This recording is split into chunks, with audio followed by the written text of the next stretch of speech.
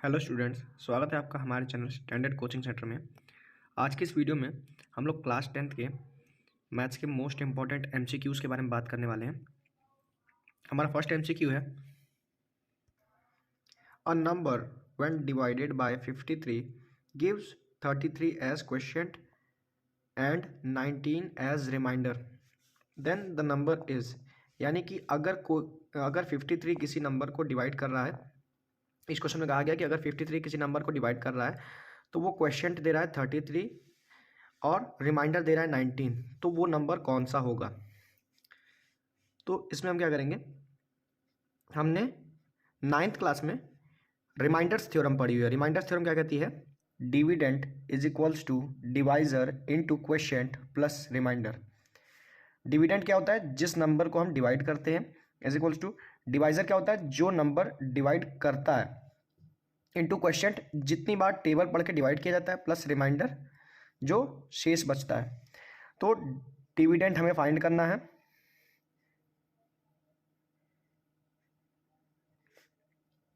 Divisor क्या है, जो नंबर डिवाइड कर रहा है, तो डिवाइड कौन कर रहा है यहाँ पर 53 इनटू क्वोशिएंट कितनी बार डिवाइड किया गया है 33 टाइम्स,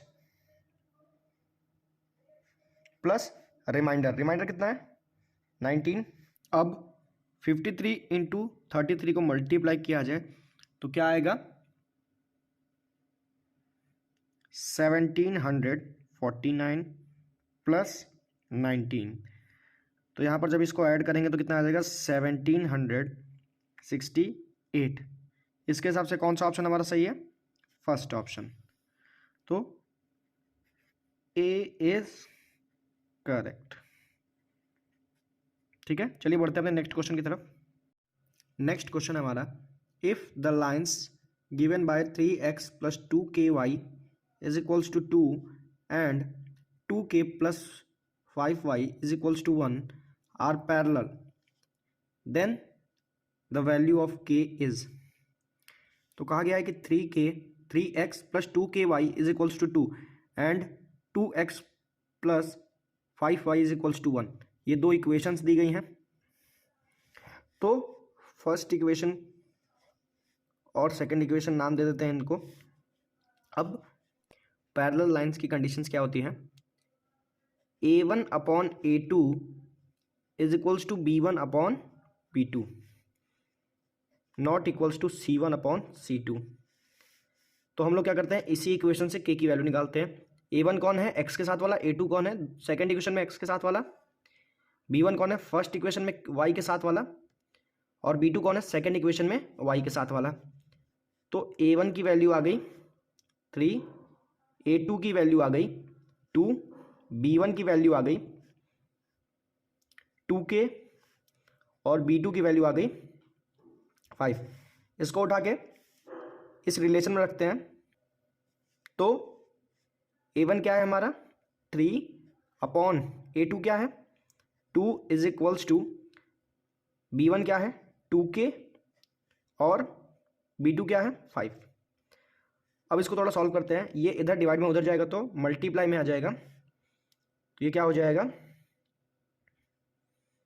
5 3 जा 15 और ये 2 इधर मल्टीप्लाई में इधर जाएगा तो डिवाइड में हो जाएगा, तो 2 2 जा 4। तो k की वैल्यू क्या आ गई 15 अपॉन 4। यही हमारा आंसर हो गया। हमारा नेक्स्ट क्वेश्चन है, a relation between a and b such that points a, b is equi distance from the points 8, 3 and 2, 7। तो हमें a और b के बीच का रिलेशन बताना है और कहा गया है कि ए बी कोई पॉइंट है जो कि इक्वी डिस्टेंस पर है, किससे 8, 3 से इक्वल डिस्टेंस पर है और 2, 7 से इक्वल डिस्टेंस पर है। तो आइए इस क्वेश्चन को सॉल्व करके देखते हैं।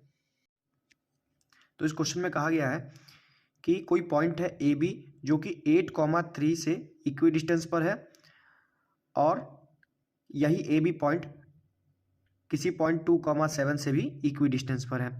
तो हम लोग क्या करेंगे, पहले 8, 3 को x1 y1 मान लेंगे और a, b को x2 y2 मान लेंगे। अब डिस्टेंस फॉर्मूला से इन दो पॉइंट्स के बीच का डिस्टेंस निकालेंगे। तो डिस्टेंस फॉर्मूला क्या है, x2 माइनस x1 का whole square plus y2 minus y1 का होल स्क्वायर। यहाँ पर x1 क्या है,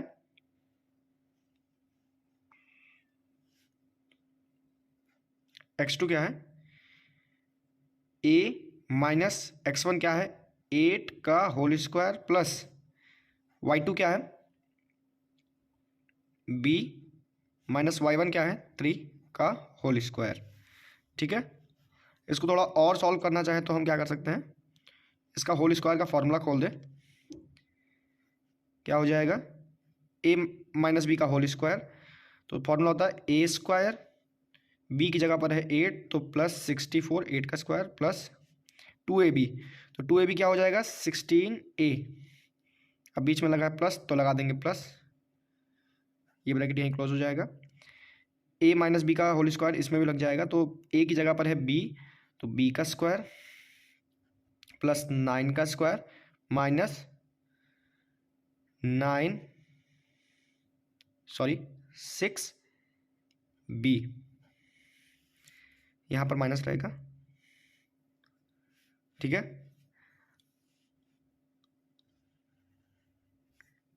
अब इसको मान लेंगे इक्वेशन फर्स्ट। अब इसको यहीं पे छोड़ के हम लोग 2,7 और a,b के बीच का डिस्टेंस निकालेंगे। फिर से यही रहेगा डिस्टेंस फॉर्मूला, बस अब x1 की जगह पर क्या आ जाएगा x3 आ जाएगा। क्यों, क्योंकि ये बेस हो जाएगा, ये ऊपर का पॉइंट है, तो x2 माइनस x3, तो पॉइंट चेंज करेंगे तो क्या हो जाएगा, यहाँ पर distance is equals to root में फॉर्मूला क्या बन जाएगा x2 माइनस x3 का whole square plus y2 minus y3 का होल स्क्वायर। अब सारी वैल्यूज को पुट कर देंगे तो क्या आ जाएगा, रूट में x2 क्या था a माइनस x3 क्या है 2 का होल स्क्वायर प्लस y2 क्या है b माइनस y3 क्या है 7 का होल स्क्वायर। अब इसका भी होल स्क्वायर का फॉर्मूला खोल लेते हैं, तो a माइनस बी का होल स्क्वायर क्या हो जाएगा a square plus 4 minus 4a plus यहाँ पर क्या हो जाएगा a माइनस बी का होल स्क्वायर, तो b square plus 49 minus 14b। ठीक है, इसको हम मान लेंगे इक्वेशन सेकंड। तो अभी तक हमने इस क्वेश्चन में क्या किया, सबसे पहले पॉइंट्स को प्लॉट किया, 8,3 और 2,7 के बीच में कोई लाइन खींची। इसके बाद इन दोनों पॉइंट से इक्वल डिस्टेंस पर कोई पॉइंट पी लिया जिसके कोऑर्डिनेट्स थे a,b। अब हम लोग क्या कर रहे हैं 8,3 और a,b के बीच का डिस्टेंस निकाल रहे हैं। तो डिस्टेंस निकालने के बाद हमने उसको क्या माना इक्वेशन फर्स्ट। इसके बाद 2,7 और a,b के बीच का डिस्टेंस निकाला जिसको हमने नाम दिया है इक्वेशन सेकंड। अब क्वेश्चन में कहा गया है कि 8,3 और a,b के बीच की जो डिस्टेंस है यानी ये वाली डिस्टेंस वो किसके बराबर है 2,7 और a,b के, यानी इस डिस्टेंस के, यानी ये वाली डिस्टेंस हमारी किसके बराबर है इस वाली डिस्टेंस के। तो हम क्या कह सकते हैं हमारी इक्वेशन फर्स्ट जो है वो किसके बराबर होगी इक्वेशन सेकंड के। तो आइए इसको इक्वल रखते हैं। तो यहाँ पर हमने इक्वेशन फर्स्ट और इक्वेशन सेकंड को इक्वल रखा है। अब दोनों तरफ रूट लगा है तो हम दोनों तरफ स्क्वायर कर देंगे। तो स्क्वायर करने के बाद क्या होगा दोनों तरफ के रूट कट जाएंगे। अब जो वैल्यूज़ ऐड हो रही हैं उनको ऐड कर दीजिए, जो सब्ट्रैक्ट हो रही हैं उनको सब्ट्रैक्ट कर दीजिए। जैसे इस तरफ एक ही ए स्क्वायर है तो ये हो जाएगा ए स्क्वायर, 64 प्लस 9 कितना हो जाएगा 73, तो ये हो जाएगा प्लस का 73 और ये माइनस का 16a plus B square minus 6b is equals to यहाँ पर हो जाएगा ए स्क्वायर, ये 4 और ये 49 जोड़ के क्या हो जाएगा 53, तो ये हो जाएगा प्लस का 53 minus 4a plus B square minus 14b, ये हो गया। अब देखिए ये प्लस का स्क्वायर इधर आए तो माइनस का स्क्वायर, तो ये कट जाएगा। ऐसे ही ये प्लस का बी स्क्वायर इधर आएगा माइनस का बी स्क्वायर, तो ये बी स्क्वायर ये बी स्क्वायर कट जाएगा। ये अब क्या बचेगा इधर 73 ये प्लस का 53 इधर आएगा तो माइनस का 53, ये माइनस का 4 इधर आएगा तो प्लस का 4 तो ये हो जाएगा प्लस का 4a माइनस का 16a, और ये -6b, और ये माइनस का 14b इधर आएगा तो प्लस का 14b इज इक्वल्स टू 0। अब सब्ट्रैक्ट कर देते हैं, तो यहाँ पर क्या हो जाएगा 20 प्लस 4a में से 16a जाएगा तो कितना होगा माइनस का 12a, और 14b में से 6b जाएगा कितना बचेगा प्लस का 8b इज इक्वल्स टू 0। अब यहाँ पर हम देख सकते हैं कि इन सारे नंबर्स में क्या कॉमन आ रहा है 4 कॉमन आ रहा है, तो 4 हम कॉमन ले लेंगे।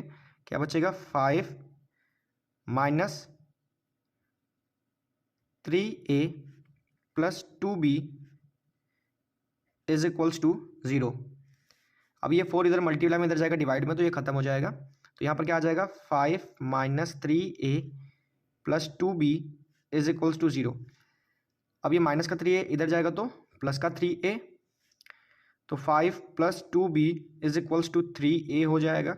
ये प्लस का 2b है इधर जाएगा तो माइनस का, तो 5 is equals to 3a minus 2b। तो हमारा कौन सा ऑप्शन सही है बी वाला। ठीक है, हमारा नेक्स्ट क्वेश्चन है if P Q is parallel to B C and A P upon P B is equals to 3/5 then A C such that A Q is equals to 2.1 centimetre equals to. तो हमें given क्या क्या है A P is equals to 3, P B is equals to 5, A Q is equals to 2.1। तो हमें find करना है A C is equals to. तो देखिए, और इस क्वेश्चन में हमें एक डायग्राम भी गिवन है जिसमें हमने सारी वैल्यूज़ को पुट किया है। A P is equals to 3, P B is equals to 5, A Q is equals to 2.1। तो हमें इसमें करना क्या है, हम लोग इसमें थेल्स थ्योरम लगाएंगे, बीपीटी थ्योरम लगाएंगे। तो अकॉर्डिंग टू बीपीटी थ्योरम क्या कहती है कि A P upon P B यानी कि A P upon P B किसके बराबर है A Q upon Q C के, A Q upon Q C के, यानी ट्राइंगल की ये वाली साइड किसके इसके सामने वाली साइड के बराबर है। यही हमारी थेल्स थ्योरम कहती है। अब इसमें सारी वैल्यूज़ पुट करके हम लोग क्यू सी की वैल्यू निकालेंगे। तो हमने सारी वैल्यूज़ को पुट कर दिया है।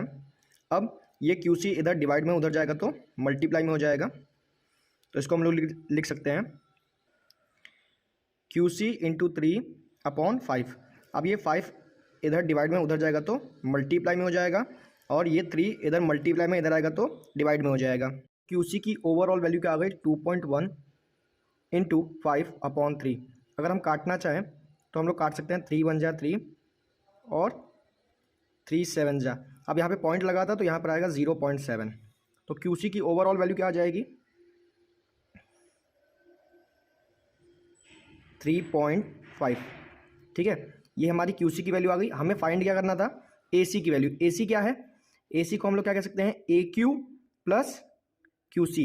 यहाँ पर हमने लिखा है A C is equals to A Q plus Q C, फिर ए क्यू की वैल्यू पुट कर दी और क्यू सी की वैल्यू पुट करके इन दोनों को ऐड कर दिया, तो ए सी की वैल्यू क्या आ गई 5.6।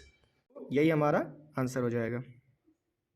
हमारा नेक्स्ट क्वेश्चन है if sine theta is equals to 1/3 then the value of 2 cot square theta plus 2 is. तो हमें यहाँ पर साइन थीटा की वैल्यू गिवन है और 2 cot स्क्वायर थीटा प्लस 2 की वैल्यू हमें फाइंड करनी है। तो sine theta is equals to 1/3 हमें गिवन था। इससे हम लोग क्या करेंगे एक राइट एंगल ट्राइंगल बनाएंगे, और साइन थीटा का ट्रिग्नोमेट्रिक रेशियो फॉर्मूला क्या होता है P/H। थीटा यहाँ पर है, इसके सामने वाला परपेंडिकुलर होगा ये P, तो P की वैल्यू कितनी है 1, और ये हाइपोटेनियस होगा, H की वैल्यू कितनी है 3। बेस की वैल्यू इन दो साइड से निकालेंगे, तो हम लोग कहेंगे by Pythagoras theorem H square is equals to P square plus B square. अब यहाँ पर h और p की वैल्यू रख के b की वैल्यू निकालेंगे। h की वैल्यू क्या है 3, तो 3 का square is equals to P की वैल्यू क्या है 1, तो 1 का स्क्वायर प्लस बी स्क्वायर। 3 का स्क्वायर क्या होता है 9 इज इक्वल्स टू 1 का स्क्वायर 1 प्लस बी स्क्वायर, ये प्लस का है इधर जाएगा तो माइनस का, तो ये हो जाएगा 9 minus 1 is equals to B square, तो ये हो जाएगा 8 is equals to B square. हम यहाँ से बी की वैल्यू अगर निकालें तो दोनों तरफ रूट लेंगे, तो बी इज इक्वल्स टू क्या आ जाएगा रूट का 8। अब हमारे पास ट्रायंगल की तीनों साइड्स हैं, तो यहाँ से हम लोग कॉट थीटा की वैल्यू फाइंड करेंगे। Cot theta is equals to formula क्या होता है बी अपॉन पी, तो बेस की वैल्यू क्या है √8 और परपेंडिकुलर क्या है 1, तो कॉट थीटा की ओवरऑल वैल्यू क्या आ गई रूट का 8। अब इस कॉट थीटा की वैल्यू को उठा करके हम लोग यहाँ पे रख दें 2 cot square theta plus 2 is equals to 2 into cot theta की वैल्यू क्या थी √8, कॉट स्क्वायर बोला है तो यहाँ पर √8 का स्क्वायर कर देंगे प्लस 2, तो यहाँ पर ओवरऑल हो जाएगा 2 इंटू √8 का स्क्वायर 8 प्लस 2, 2 8 जा 16 प्लस 2 इज इक्वल्स टू 18, तो कौन सा ऑप्शन राइट है बी ऑप्शन। ठीक है, चलिए बढ़ते हैं अपने नेक्स्ट क्वेश्चन की तरफ। हमारा नेक्स्ट क्वेश्चन है if arithmetic mean of the following distribution is 47 then the value of P is, यानी कि इस क्वेश्चन में हमें क्लास इंटरवल और फ्रीक्वेंसी दिया हुआ है और इस क्वेश्चन का अर्थमेटिक मीन दिया हुआ है, हमें यहाँ पे इस पी की वैल्यू फाइंड करनी है। तो सबसे पहले हम लोग क्लास इंटरवल से एक्स आई निकाल लेंगे। एक्स आई होता क्या है mid point of the class interval, यानी कि इसके अपर और लोअर लिमिट्स की वैल्यू को जोड़ के उसे 2 से डिवाइड कर देंगे, वही हमारा एक्स आई बन जाएगा। जैसे यहाँ पर क्या हो जाएगा 0 + 20 इज इक्वल्स टू 20, 20/2 क्या हो जाएगा 10, तो 10 हमारी एक्स आई हो जाएगी। अब ऐसे ही इसमें अपर और लोअर लिमिट को जोड़ते हैं तो 20 + 40 इज इक्वल्स टू 60, 60 का हाफ क्या हो जाएगा 30। ऐसे ही हम सारे एक्स आई की वैल्यूज़ निकाल लेंगे। अब हम लोग एक्स आई इंटू एफ आई निकालेंगे, यानी कि x i into f I, frequency को हम एफ आई कहते हैं, तो एक्स आई को एफ आई के साथ मल्टीप्लाई करके लिखेंगे, तो 10 8 जा 80, ऐसे ही 15 30 जा 450, ऐसे ही 20 और 50 को मल्टीप्लाई करेंगे तो क्या आ जाएगा 1000, फिर 70 और p को मल्टीप्लाई करेंगे तो क्या आ जाएगा 70p, और 50 मतलब 5 और 90 को मल्टीप्लाई करेंगे तो क्या आएगा 450। अब जोड़ के लिख लेते हैं, तो फ्रीक्वेंसी का सम टोटल क्या हो जाएगा 48 + p, नंबर्स का सम 48 आएगा और ये वेरिएबल p है तो इसको प्लस में लिख देंगे। ऐसे ही x i into f i का सम क्या आ जाएगा 1980 + 70p। अब अर्थमेटिक मीन का फॉर्मूला क्या होता है arithmetic mean is equals to sigma F I into X I upon sigma F I. Sigma का मतलब होता है सम, तो हमें क्या करना है सम करना है सारी वैल्यूज़ का, सिग्मा एफ आई एक्स आई के सारी वैल्यूज़ का सम करना है, उसको ऊपर लिखेंगे, और सिग्मा एफ आई यानी कि फ्रीक्वेंसी की सारी वैल्यूज़ का सम करके नीचे लिखेंगे।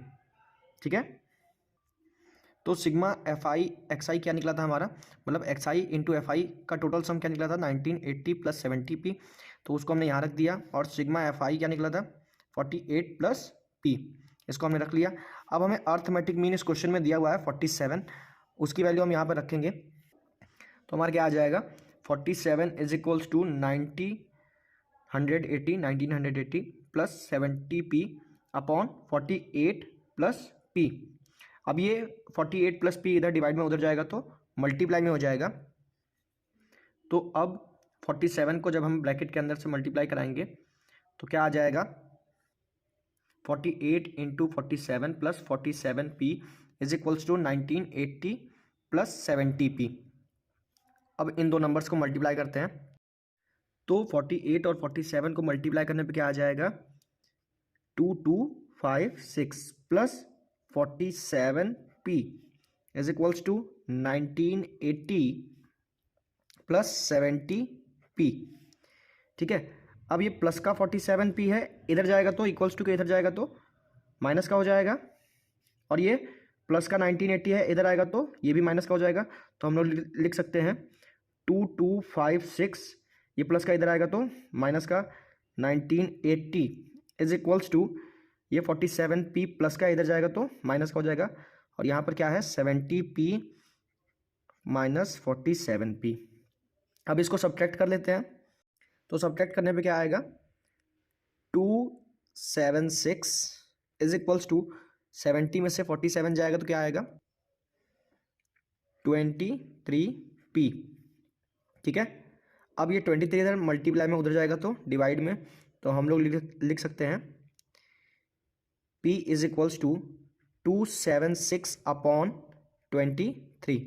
अब इसको डिवाइड कर लेते हैं तो हमारे पास p की वैल्यू आ जाएगी 12। ठीक है, तो p की वैल्यू आ गई 12, यही हमारा आंसर हो गया। हमारा नेक्स्ट क्वेश्चन है if cos x minus 20 degree is equals to sine 3x minus 10 degree then the value of x degree is. तो यहाँ पर हमें x की वैल्यू फाइंड करनी है, तो हमें गिवन क्या है cos x minus 20 degree is equals to sine 3x minus 10 degree. तो सबसे पहले हम लोग इसकी LHS सॉल्व करेंगे। LHS क्या है cos x माइनस 20 डिग्री। हमने एक फॉर्मूला पढ़ा है cos theta is equals to sine 90 degree minus theta. अगर यहाँ पर हम लोग क्या करें x माइनस 20 डिग्री को थीटा मान लें तो इस फॉर्मूले को हम लोग लिख सकते हैं क्या साइन 90 डिग्री माइनस थीटा की जगह पर क्या है x माइनस 20 डिग्री। ठीक है, अब इसको थोड़ा सा सॉल्व कर लेते हैं। तो साइन 90 डिग्री ब्रैकेट खुलेगा तो क्या हो जाएगा माइनस एक्स, और ये माइनस का 20 है तो प्लस का 20 हो जाएगा। ठीक है, इसको उठाकर हम लोग यहाँ पे रख सकते हैं, तो क्या हो जाएगा साइन 110 डिग्री माइनस एक्स, ये 90 डिग्री और 20 डिग्री जुड़ गया तो 110 डिग्री हो गया। तो क्या लिखा sine 110 degree minus X degree, X is equals to sine 3x minus 10 degree. अब दोनों तरफ साइन है तो साइन से साइन कट सकता है, तो क्या आ जाएगा 110 degree minus x is equals to 3x minus 10 degree. अब x वालों को एक तरफ कर देते हैं और नंबर्स वालों को एक तरफ कर देते हैं, तो ये माइनस का 10 है, इधर जाएगा तो प्लस का 10 हो जाएगा। तो 110 degree plus 10 degree is equals to 3x, ये माइनस का x है, इधर आएगा तो प्लस का x हो जाएगा। तो यहाँ पर क्या आ जाएगा 120 degree is equals to 4x। अब ये 4 इधर मल्टीप्लाई में इधर आएगा तो डिवाइड में हो जाएगा, तो 120 degree upon 4 is equals to x। तो ये 4 से 120 जब कटेगा तो क्या आएगा 30 डिग्री।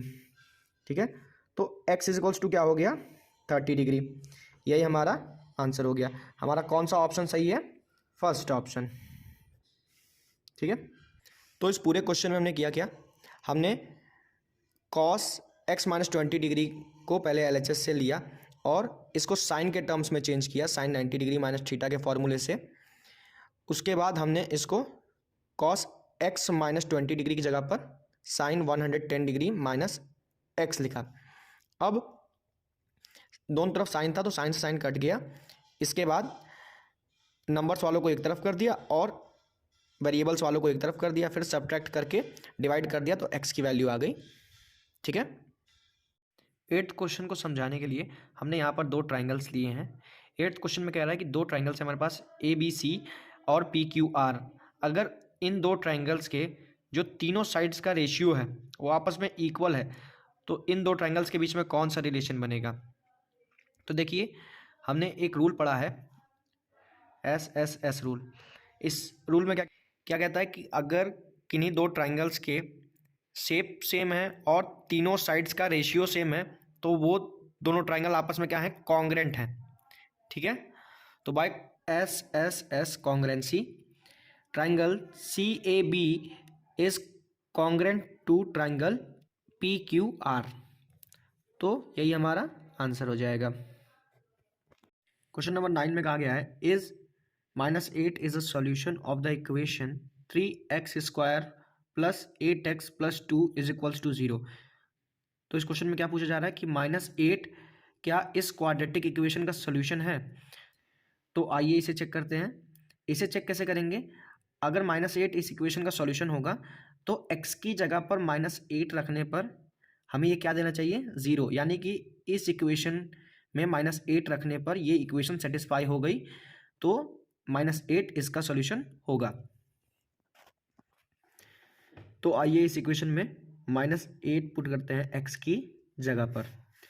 तो जब पुट करेंगे x की जगह पर -8 तो क्या हो जाएगा, 3 इंटू -8 का स्क्वायर प्लस 8 इंटू -8 और प्लस 2। तो यहाँ पर क्या हो जाएगा, 3 इंटू माइनस के 8 का स्क्वायर 64 प्लस 8 8 जा 64, वो भी माइनस का, प्लस 2। अब 3 इंटू 64 कितना होता है, 192, और ये प्लस माइनस -64 प्लस 2, तो ये ओवरऑल कितना हो जाएगा, 194 माइनस 64 बराबर 130। तो ये 0 के बराबर नहीं आया, तो मतलब ये इक्वेशन सेटिस्फाई नहीं हुई। तो हम क्या कहेंगे, -8 is not a solution of this quadratic equation.